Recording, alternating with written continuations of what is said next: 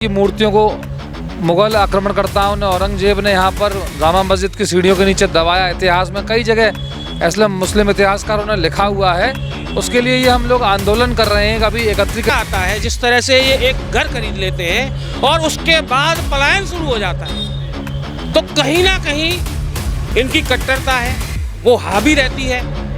और मैं आपके चैनल के माध्यम से कहना चाहता हूं कि हर सनातनी को याद करना चाहिए कि वो राणा प्रताप बने, वो छत्रपति शिवाजी महाराज बने और वो रानी लक्ष्मीबाई बने, जिससे इन जैसे लोगों को जवाब दिया जा सके। लोग इस सनातन जागृति सम्मेलन में भाग लेने आ रहे हैं। हमें जानकारी जो मिल रही है, अभी तक मथुरा, फिरोजाबाद, हाथरस, अलीगढ़, अन्य जिलों से भी और आगरा के आसपास के क्षेत्र हैं, वहाँ से सभी लोग सनातन लोग यहाँ आ रहे हैं। और कोर्ट में लड़ाई वकील लड़ रहे हैं, लेकिन सड़क की लड़ाई हनुमान सेना लड़ेगी। चाहे यहाँ से हमें दिल्ली जाना पड़े, दिल्ली तक पूरे भारतवर्ष के अंदर हम लड़ने के लिए तैयार हैं। क्योंकि आस्था का जो प्रतीक है कृष्ण भगवान, हमारी कृष्ण जन्मभूमि, तो इसको हम लोग लेकर रहेंगे और उसकी जांच करवा कर रहेंगे। आपने देखा है कि एक मुद्दा गाजियाबाद का एक कॉलेज है, इंजीनियरिंग कॉलेज, उसमें बहुत गर्मा रहा है। एक बच्चा पोडियम पर चढ़ता है और सामने बैठे बच्चे उसके सामने जय श्री राम का नारा लगाते हैं, तो वो भी जय श्री राम बोल देता है। उस बच्चे को कॉलेज से निकाल दिया जाता है, उस बच्चे पर कार्रवाई की जाती है। राम के नाम से ऐसे लोगों को चिढ़ क्यों करते हैं? तो कोई मामला तूल पकड़ सकता है? नहीं, जिद करने पर अगर हिंदू समाज आएगा तो 40,000 मंदिरों की जिद करेंगे जो मुसलमानों ने अब तक हमारी तोड़ी। अगर हम जिद करने पे आएंगे तो हम पाकिस्तान और बांग्लादेश की जिद करेंगे, जो कश्मीर पाकिस्तान ने छीन लिया हमसे उसकी जिद करेंगे। ये तो हमारी आस्था और अधिकार है, तो इसका जिद का तो कोई मतलब ही नहीं बनता। इनको तो हम प्राप्त करके ही रहेंगे। अच्छा,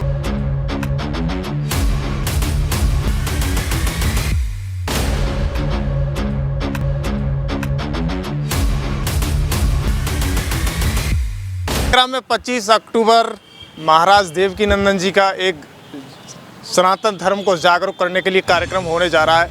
इसको लेकर हनुमान सेना की क्या तैयारी है? दरअसल हनुमान सेना जिस तरीके से तैयारी कर रही है वो छुपाई नहीं जा सकती। देखो, तमाम सारे बैनर यहाँ पर लगे हुए हैं। सनातन जागृति सम्मेलन जिला आगरा द्वारा किया जा रहा है। इसमें साधारण आमंत्रण, यानी 25 अक्टूबर को एक बड़ा सम्मेलन हो रहा है। इस सम्मेलन के जरिए सनातनियों को समझाने का काम है। मेरे साथ हनुमान सेना की टीम यहाँ पर मौजूद है। मैं बारी बारी से इनसे सबसे जानकारी करूँगा कि क्या उद्देश्य है और क्यों प्रदर्शन ये इतना ज़बरदस्त तरीके से किया जा रहा है। भैया, शुभ नाम क्या है? अमित चौधरी।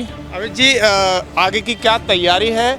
और महाराज जी यहाँ पर आ रहे हैं, क्या कार्यक्रम है? थोड़ा सा रूपरेखा बताइएगा। सनातन जागृति सम्मेलन 25 अक्टूबर को, दिनांक 25 अक्टूबर समय 12 बजे से शुरू हो जाएगा। जैसा कि इतिहास में हमारे कृष्ण भगवान की मूर्तियों को मुगल आक्रमणकर्ताओं ने, औरंगजेब ने यहाँ पर जामा मस्जिद की सीढ़ियों के नीचे दबाया। इतिहास में कई जगह इस्लाम मुस्लिम इतिहासकारों ने लिखा हुआ है। उसके लिए ये हम लोग आंदोलन कर रहे हैं। अभी एकत्रीकरण कर रहे हैं 20,000 सनातनियों का, 20,000 हिंदुओं का। अगर भविष्य में, कोर्ट में भी हम लोगों ने केस डाला हुआ है, अगर भविष्य में जांच करके वो मूर्तियां नहीं निकाली जाती, कृष्ण भगवान की मथुरा नहीं पहुंचाई जाती सम्मानपूर्वक, तो एक बड़ा आंदोलन भी हनुमान सेना देवकीनंदन जी ठाकुर जी महाराज के नेतृत्व में करेगी। अमित जी, क्या लग रहा है, इसके क्या प्रमाण है हमारे पास कि जामा मस्जिद में हमारे विग्रह भगवान की मूर्तियां दबी हुई हैं सीढ़ियों में? मुस्लिम इतिहासकारों ने 1870, 1970 और बहुत 100, 200 वर्ष पूर्व जो इतिहास लिखा, और अब तक उसका प्रमाण कई उनकी प्रतिलिपियों में, उनकी पुस्तकों में है। तो वह जब प्रमाण अब तक साक्ष्य के रूप में पूरे इतिहास में दर्ज है, कई पुस्तकों में दर्ज है, तो उसकी जांच होनी चाहिए। और मुझे लगता है कि सरकार को भी उसकी जांच ऊपर से भी हो सकती है, बिना तोड़े। अगर सीढ़ियाँ तोड़वानी भी पड़े तो सीढ़ी तोड़ी जाए, उसके बाद सीढ़ियाँ भी हम लोग बनवाने को तैयार हैं। तो मुझे लगता है कि हिंदुओं की आस्था का जो प्रतीक है कृष्ण भगवान, हमारी कृष्ण जन्मभूमि, तो इसको हम लोग लेकर रहेंगे और उसकी जांच करवा कर रहेंगे। अच्छा, ऐसा नहीं लगता कि कहीं मुद्दा भी भटक सकता है? अगर हम लोग जिद करते हैं तो कोई मामला तूल पकड़ सकता है? नहीं, जिद करने पर अगर हिंदू समाज आएगा तो 40,000 मंदिरों की जिद करेंगे जो मुसलमानों ने अब तक हमारी तोड़ी। अगर हम जिद करने पे आएंगे तो हम पाकिस्तान और बांग्लादेश की जिद करेंगे, जो कश्मीर पाकिस्तान ने छीन लिया हमसे उसकी जिद करेंगे। ये तो हमारी आस्था और अधिकार है, तो इसका जिद का तो कोई मतलब ही नहीं बनता। इनको तो हम प्राप्त करके ही रहेंगे। अच्छा भैया, सतीश भाई जी मेरे साथ हैं। आपको क्या लगता है, क्या हिंदू सोए हुए हैं, उन्हें जगाने का ये काम महाराज जी कर रहे हैं? हिंदू वाकई सोया हुआ है, और इस सनातन जागृति सम्मेलन, इस हिंदुओं के महाकुंभ के माध्यम से उन सोए हुए सनातनियों को, सोए हुए हिंदुओं को जगाने का कार्य किया जा रहा है। आप लोग देख ही रहे हैं कि कोई आवाज़ ही नहीं उठाता। तो इसलिए हनुमान सेना ने बेड़ा उठाया है और हम सनातनियों को जगाएंगे और जागरूक करेंगे। और जिस तरह से इस देश के अंदर इन धर्मियों द्वारा जो घटनाएं घटित हो रही हैं, लव जिहाद हो या अन्य कुछ भी हो, साक्षी जैसी बहन का जो इन्होंने मारा उसको कुछ चाकू से गोद कर, तो वो सब घटनाएं किसी से छुपी नहीं है। तो मेरा आपके चैनल के माध्यम से यही कहना है कि हर हिंदू बहन जागे, हर हिंदू भाई जागे और इन के खिलाफ आवाज उठाए। अच्छा, ऐसा क्यों लगता है कि सनातनी या हिंदू भाई दबे हुए हैं और वो अपनी आवाज़ को नहीं बुलंद करना चाहते हैं? डर लगता है, क्या कारण रहता है, आप क्या मानते हो?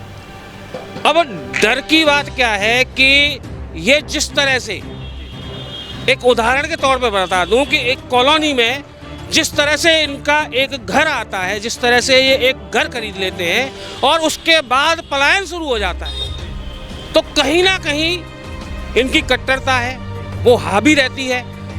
और मैं आपके चैनल के माध्यम से कहना चाहता हूं कि हर सनातनी को याद करना चाहिए कि वो राणा प्रताप बने, वो छत्रपति शिवाजी महाराज बने और वो रानी लक्ष्मीबाई बने, जिससे इन जैसे लोगों को जवाब दिया जा सके। अच्छा, आप महाराणा प्रताप की बात कर रहे हो, आप रानी लक्ष्मीबाई की बात कर रहे हो, लेकिन शिक्षा तो पहले ही खत्म हो चुकी। शिक्षा में जो चैप्टर होने चाहिए वो नहीं थे, नहीं है। हमें जो पढ़ाया गया वो आजकल बच्चे नहीं जानते उस चीज़ को। अभी आपको बता दूं कि हम लोगों को भी जिस तरह से एक शिक्षा मंत्री रहा, जो कांग्रेस के समय में जो शिक्षा मंत्री रहा, वो एक जिहादी था, वो एक मुसलमान था और उसने जिस तरह से हमारे इतिहास को ख़त्म किया, जिस तरह से हमारी नालंदा यूनिवर्सिटी को जला दिया जहां हमारा इतिहास दर्ज था, तो मैं यही कहना चाहता हूं कि अकबर को महान बताया गया, टीपू सुल्तान को महान बताया गया, लेकिन जब देखा जाए तो इतिहास में इन लोगों ने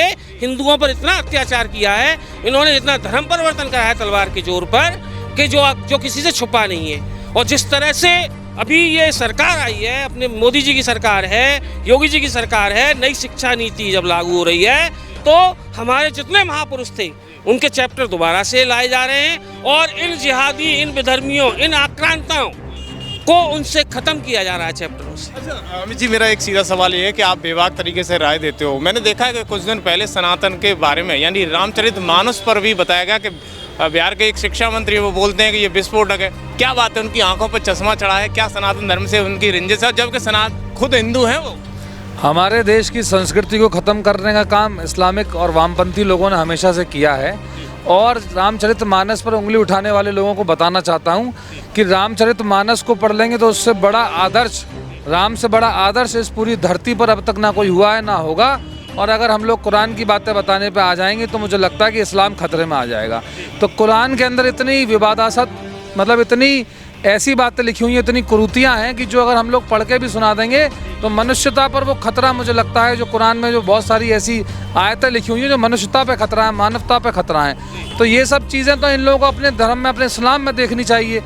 और मुझे लगता है कि ये रामचरितमानस से बड़ा धर्म की पुस्तक पूरी दुनिया में कोई नहीं है। उस पुस्तक को पढ़ने के बाद हर कोई आदर्श पुरुष बन सकता है। भैया, जिस तरीके से अभी सनातन जागृति सम्मेलन का आगाज आप लोग कर रहे हैं, लग रहा है कि पूरा आगरा हिल रहा है। मुझे लग रहा है कि ग्रामीण अंचल से भी लोग आने के लिए लालायित हैं। आप क्या कहेंगे, आगे क्या प्रक्रिया रहेगी?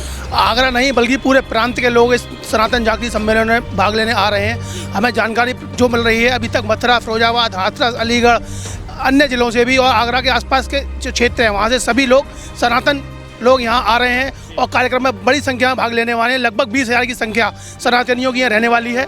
और जो हमारे सनातनियों का मुख्य उद्देश्य है, जो सन 1670 में औरंगजेब द्वारा हमारे कृष्ण देव जी का मंदिर मथुरा में तोड़ा गया और मंदिर तोड़ने के पश्चात उनकी मूर्ति को आगरा लाया गया और आगरा की जामा मस्जिद की सीढ़ियों को नीचे दबा दिया गया।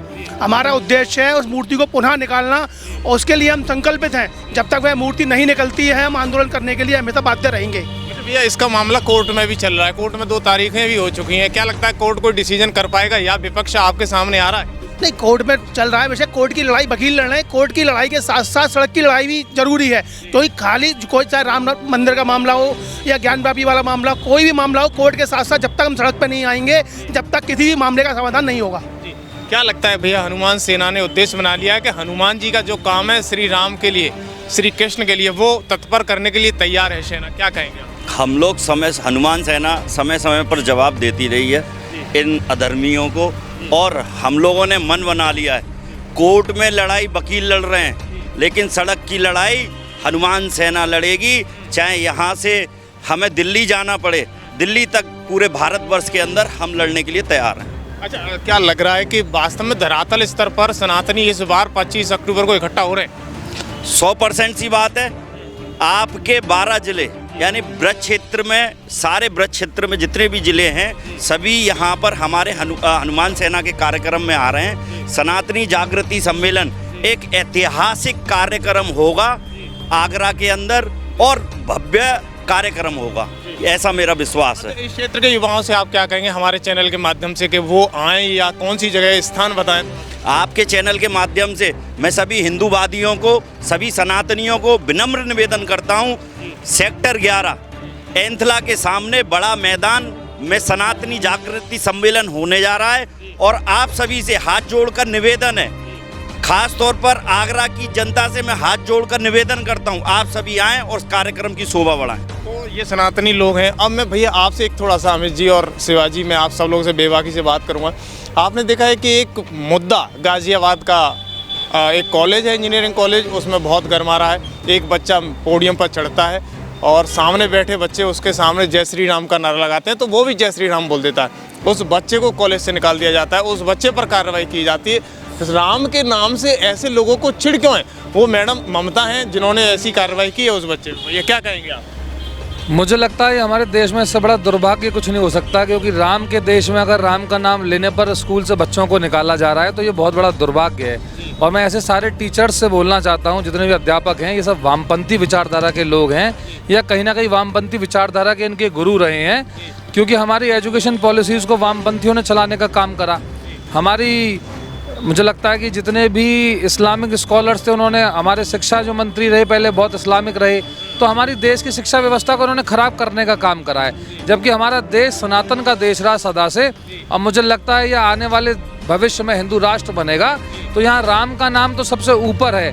और इस नाम के साथ जो खिलवाड़ कर रहे हैं, मुझे लगता है उनकी जगह सलाखों के पीछे उन्हें जेल जाना चाहिए। ये क्या लग रहा है, राम के नाम से चिढ़ क्यों है ऐसे लोगों को? क्या कार्रवाई होनी चाहिए ऐसे लोगों पर? जो भी हमारे भगवान श्री राम पर उंगली उठाएगा, जो भी हमारे भगवान श्री राम के बारे में गलत बोलेगा, और जो भी हमको भगवान श्री राम जो हमारे आराध्य हैं उनका नाम लेने से रोकेगा, तो उसको उसी की भाषा में जवाब दिया जाएगा।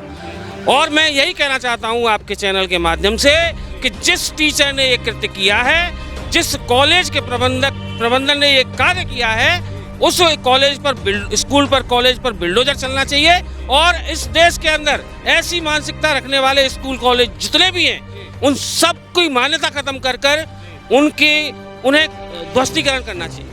तो ये तमाम सारे हिंदूवादी नेता हमारे साथ हैं और सनातनी को जगाने का काम खबर एक्सपर्ट के माध्यम से कर रहे हैं, क्योंकि महाराज देवकी नंदन जी का 25 अक्टूबर को आगरा में बड़ा प्रदर्शन होने जा रहा है। सनातनी को इकट्ठा करने के लिए बात की जा रही है, जामा मस्जिद में दबी हुई विग्रह भगवान की मूर्तियों को निकालने की बात की जा रही है। आप खबर एक्सपर्ट पर देखते रहिए, आपकी क्या राय है खबर एक्सपर्ट पर ज़रूर दें, देखना ना भूलें। धन्यवाद।